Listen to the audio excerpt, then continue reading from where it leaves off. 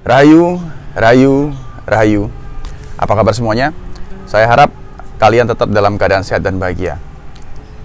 Cerita kita hari ini tentang Gatotkaca Satria Nusantara, dan inilah zaman Kawah Condro Timuko.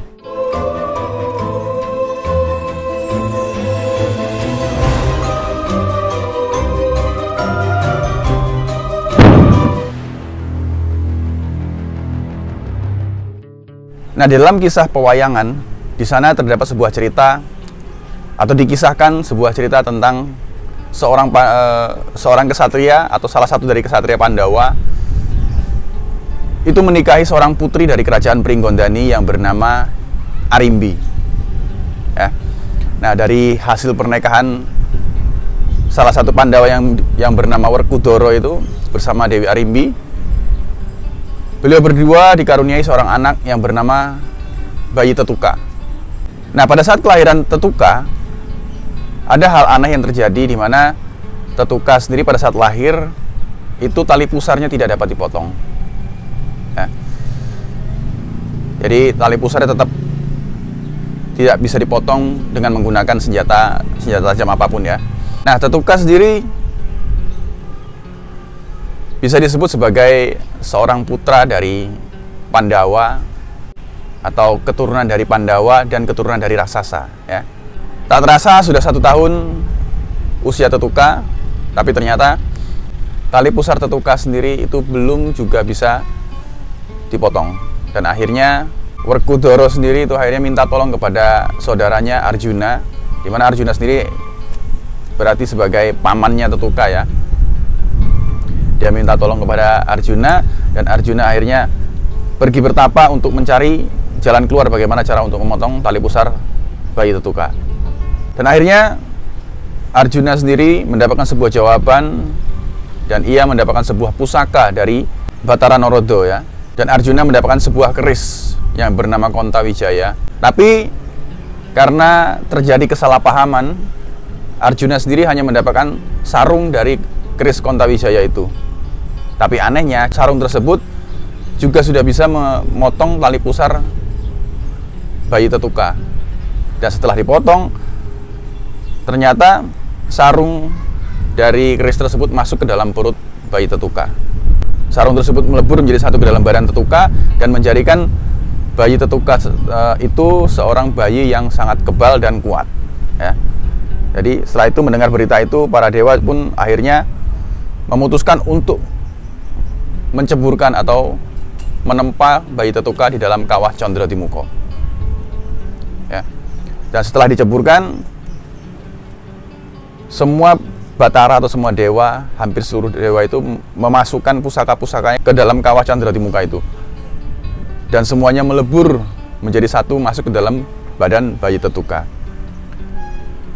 Setelah itu sang bayi Tetuka muncul ke permukaan dengan wujud yang baru, dengan wujud seorang laki-laki yang gagah perkasa, dengan lengkap menggunakan pusaka para dewa. Salah satunya caping, basunanda, terompah, pada cakarma, lalu kotang antrokusumo ya, membuat bayi Tetuka atau atau Gatotkaca itu bisa melesat secepat kilat ya. Setelah beliau muncul ke permukaan dengan menggunakan senjata atau pusaka para dewa itu, dia berganti nama menjadi Gatotkaca ya.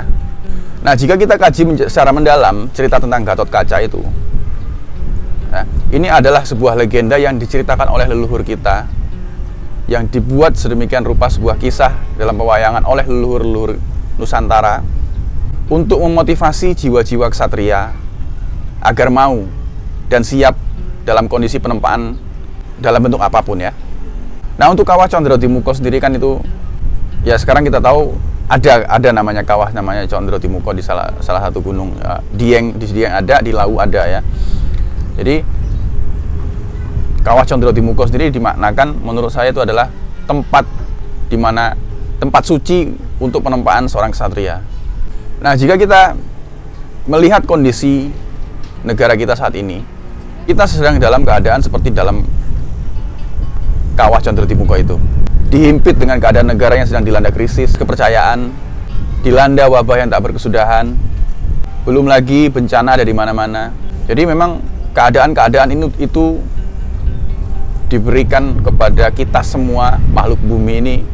Sebenarnya ya tergantung dari sisi mana kita memaknai ya. Kalau saya memaknainya sendiri, kita semua sedang dipaksa untuk tirakat, atau dipaksa atau diberikan keadaan di mana kita harus bersih-bersih diri, menyadari ya, mau mengkoreksi diri. Mulat sarira angrosowani tadi ya. Ya inilah kawah Condro Timuko yang Tuhan berikan. Nah, pertanyaannya sendiri, lalu siapa yang sengaja menempa kita? Dan siapa yang memberi pusaka? Apakah dewa ataukah raksasa? Nah, ini dewa dan raksasa ini kan sebenarnya sanepan juga. Dewa itu istilahnya kebaikan, raksasa sendiri itu hawa nafsu atau ambisi. Semua ada dalam diri kita, tinggal kita mau memupuk yang mana. Kondisi ini diberikan agar kita mau introspeksi diri, mau membersihkan diri, dan mau memaknainya itu dari sisi kebaikan. Istilahnya kita mengisi dengan ilmu-ilmu leluhur, ilmu luhur lah ya, budi pekerti yang luhur, atau ilmu para dewa. Yaitu yang disebut meleburnya pusaka para dewa ke dalam diri Tetuka. Ini sama halnya kita semua dengan bayi Tetuka itu. Kalau yang mendidik kita atau yang kita pupuk adalah kebaikan, ya nanti kita munculnya sebagai sosok seperti Gatot Kaca.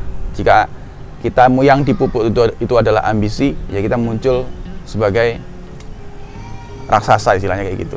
Maka jika kita semua bangsa Indonesia ini ingin muncul seperti Gatot Kaca, artinya kita harus mau menerima kondisi seperti kawah Condro Timuka ini, menganggap ini semua adalah penempaan dari Tuhan, yang dimana kita harus mengisi diri kita dengan ilmu-ilmu para dewa atau ilmu-ilmu kebaikan atau budi pekerti yang luhur itu tadi ya, supaya itu semua melebur ke dalam diri kita, akhirnya kita bisa muncul sebagai Gatot Kaca.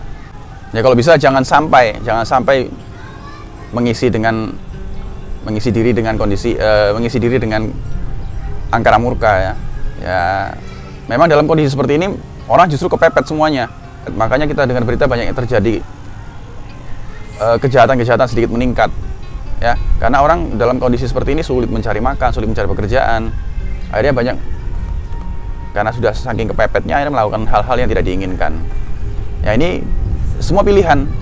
Maka dengan kondisi seperti ini, istilahnya kita dites kesabarannya. Bagi yang sabar, yang mau menempa dirinya dengan hal-hal yang baik, ya pasti akan muncul sebagai Gatot Kaca. Jika tidak mampu menahan diri, ya pasti akan terjerumus dalam sifat-sifat angkara murka. Nah, ingat di sini Gatot Kaca sendiri itu sebenarnya masih keturunan dari raksasa.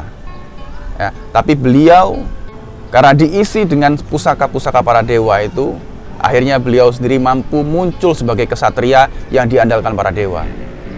Istilahnya setelah beliau muncul sebagai kesatria yang diandalkan oleh para dewa, beliau akhirnya menjadi raja kerajaan Pringgondani, dan justru malah para raksasa pun takluk padanya. Ya. Nah itu sebuah legenda yang istilahnya patut kita contoh dalam makna hakikatnya ya. Nah ini semua adalah sastra ya teman-teman ya. Jadi cerita pewayangan yang mengajarkan kita untuk dapat menegakkan kebenaran di dalam diri kita, agar kebenaran itu dapat kita sebarkan ke seluruh alam semesta. Tinggal kitanya sendiri mau atau tidak menerima penempaan ini dan mengisi diri kita dengan ilmu-ilmu para dewa, mengisi diri kita dengan sifat ulas asah, asih dan asuh, berbudi pekerti yang luhur ya, agar bangsa Indonesia ini dan semua orang-orang Indonesia ini, satria-satrianya muncul sebagai Gatot Kaca yang dapat diandalkan para dewa. Ya itu harapan saya ya, harapan kita semua. Semoga bangsa Indonesia ini setelah melewati penempaan yang sangat luar biasa ini dan mampu mengisi dirinya dengan segala kebaikan yang Tuhan ajarkan dengan menggunakan agama-agama masing-masing ya. Dalam agama pun semuanya mengajarkan tentang kebaikan. Di sana banyak sekali sifat-sifat para dewa istilahnya yang patut kita leburkan ke dalam diri kita. Ya, mudah-mudahan setelah ini semua kita semua mampu muncul seperti Gatot Kaca ya, dan membawa bangsa Indonesia ini menjadi bangsa mercusuar dunia. Saya tidak merasa benar apa yang saya katakan, dan mudah-mudahan ini bisa menjadi bahan referensi untuk kita berpikir dan merenung ya. Saya bukan siapa-siapa dan saya bukan apa-apa. Itu saja hari ini. Rahayu, rahayu, rahayu.